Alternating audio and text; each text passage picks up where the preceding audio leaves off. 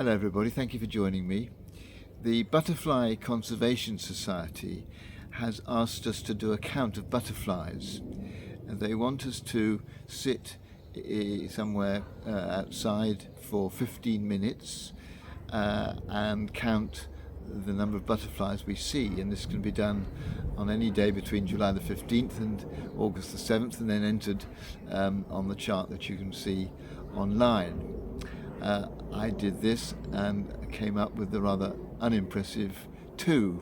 Well, actually, I think it was probably only 1 because the butterflies seemed to go next door and then come back again. But the beauty of sitting quietly for 15 minutes, just looking and listening, was very good for my well-being, and I recommend it, if only for that reason.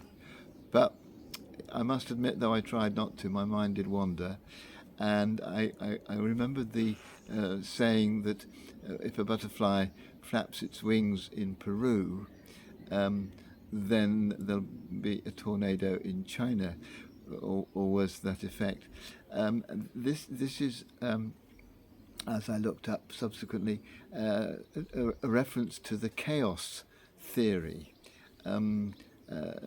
Henry Lorentz in 1961 started doing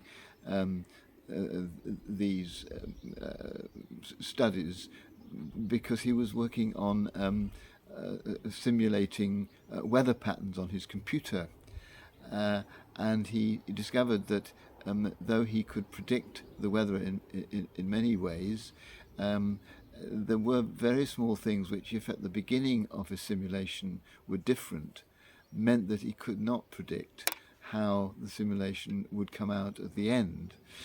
In other words, if a butterfly flaps its wings in Peru, would there be a tornado in China, or wouldn't there be? So there's this sense that very, very small things can alter the way things move, the way things develop. And I just thought today it was worth remembering that and also celebrating it, because I think if everything was completely predictable, if we knew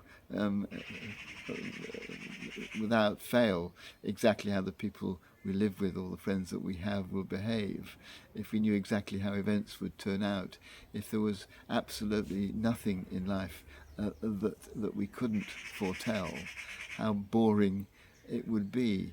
It might in some ways be more comforting, we might feel more in control, but life would be nowhere near as interesting. And that was my thought that came out of my 15 minutes sitting looking for butterflies. I recommend that you do the same perhaps, and see what thoughts come to you. They won't be predictable.